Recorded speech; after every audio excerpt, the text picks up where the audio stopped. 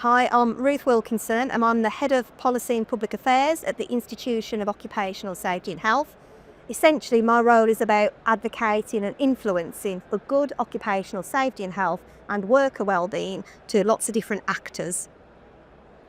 So I'm Dr. Christopher Davies, Thought Leadership Manager at IOSH. My role is very much about looking outwardly, out into the research, out into industry, maybe to other professional bodies, out into other disciplines, and thinking about any changes that might be taking place out there that might have an impact on the kind of guidance or advice that we give to our members and others.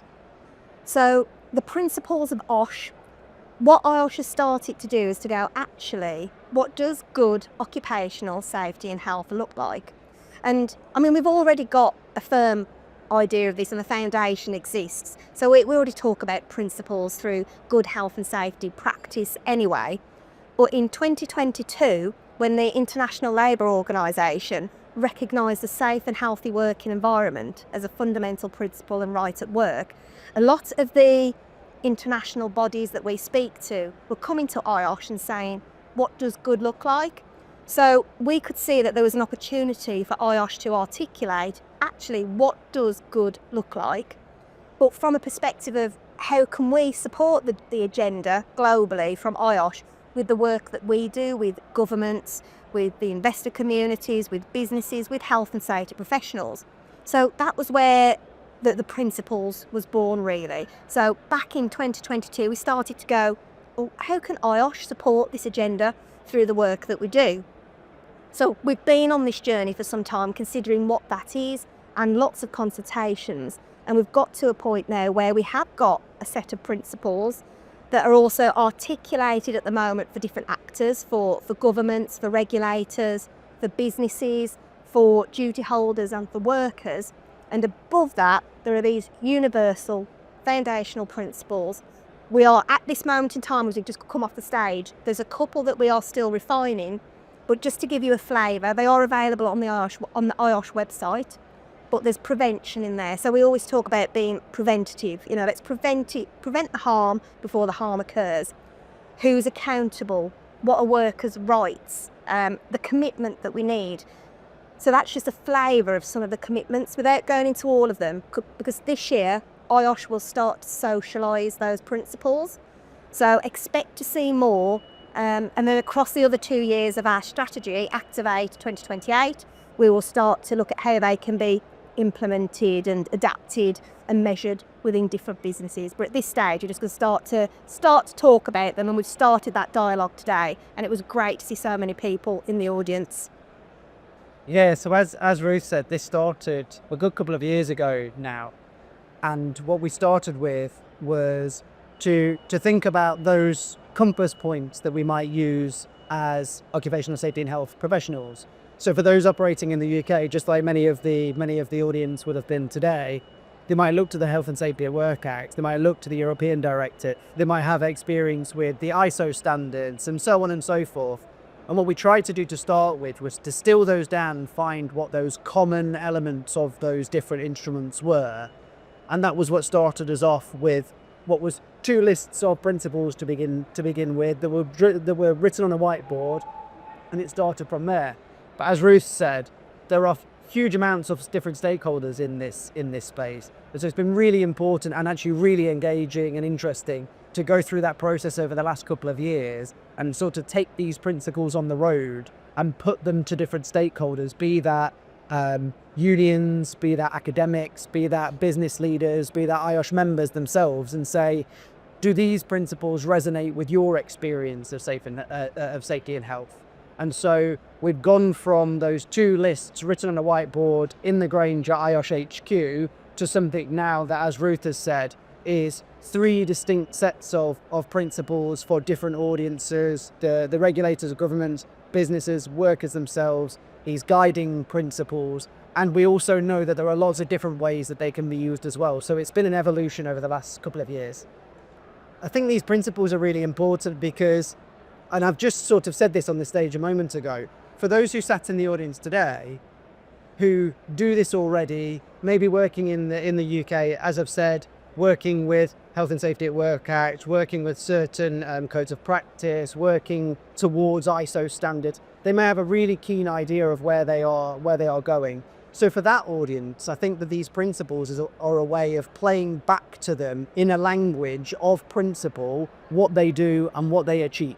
So I think it's a really nice way of telling the story about what safety and health practitioners do. I think beyond them, there will be different settings and different stakeholders where that understanding of what good OSH looks like is not so mature, maybe it's non-existent, maybe it needs something to refer to. And so it may be the case that governments in less mature or developing countries, maybe industries who want to benchmark, whether it's businesses who are looking to design OSH management systems from scratch, whether it's workers themselves and educating those workers in terms of not just what they need to do to protect their own safety and health, but what they're entitled to in relation to their own safety and health. I think all of those different stakeholders could really benefit from having these principles as being a sort of compass point for. I suppose for me, the key message really is good occupational safety and health should be seen as an investment and as an enabler to support good business, responsible business, ethical business. So to support workers to work, to stay in work and to thrive at work will ultimately support that productivity. So what we want to happen is that actually part of the core business becomes good health and safety practice. And part of the agenda with the principles is obviously to help drive the all-important occupational safety and health capacity building across countries through the different activities, whether it be at government level, policymakers, in business with health and safety professionals. We need to have that capacity, the skills, the knowledge, that knowledge sharing, so that we can build safe and healthy workers, safe and healthy communities that can only enable economies to thrive. And when we're looking at the principles, what we also want to do is support metrics development. So although we're at the start of the principles socialisation, actually once we've got those fully articulated, and we hope to have guidance for all these different actors, and we hope to have toolkits available, we will also start to consult on metrics this year. Because actually when you say this is good, people naturally in organisations and governments will say, how do you now measure what that good looks like?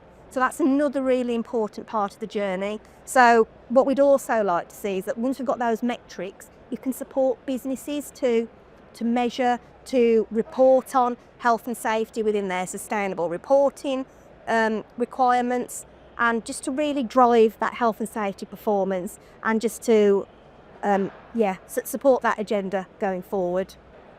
I think the question of how these principles might be applied to emerging risks is really interesting. There'll be lots of people at the event here who have gone to see sessions around the likes of artificial intelligence and technology more broadly, mental health, psychosocial challenges in the workplace, again thinking further afield and maybe not so further afield, climate change and things like that. There is a lot of uncertainty out there at the moment. And I think that the benefit of taking a principled approach to this is that we are trying to capture those principles rather than the rules and the actions that people would have to take. And so there is an idea within them, embedded within them, about these principles being adaptable and flexible so that they can be applied equally to the likes of climate change mitigation strategies, or the implementation and management of AI systems, or looking at more intangible risks like mental health or mental ill health in the workplace.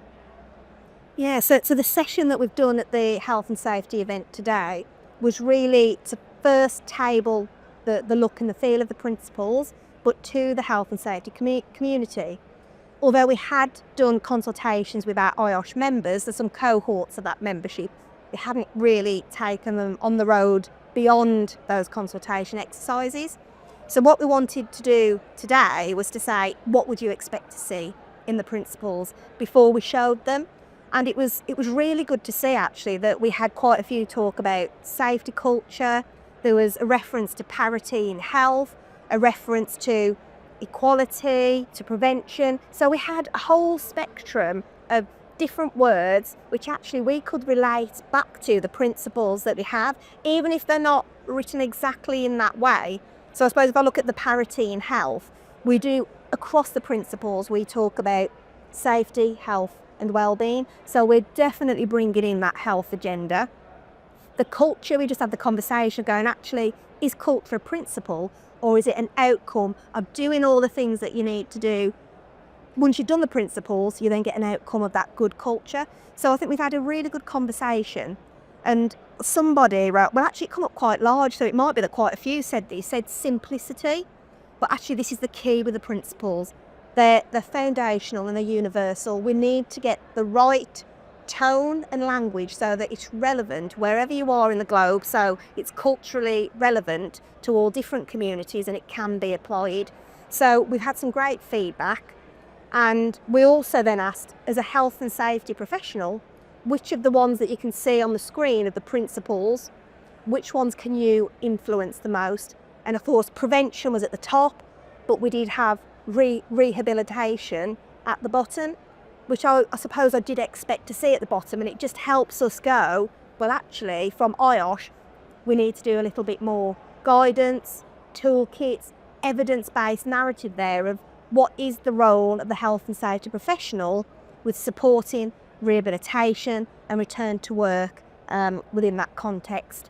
I suppose when we think about workers and how good occupational safety and health impacts the worker, again, if you think of different countries and different legislation, so in the UK at the moment, there's regulations in place where you need to inform employees of their health and safety rights and what could cause them harm, but not every country has those regulations in place at the moment.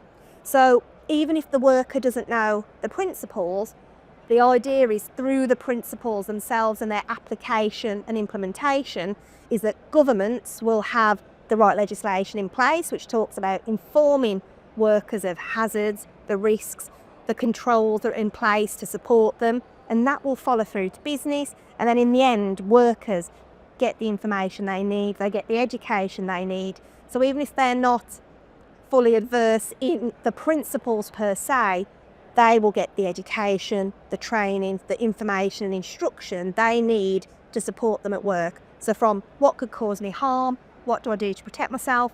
How do I or who do I flag up concerns to make sure we've got the right processes in place for them?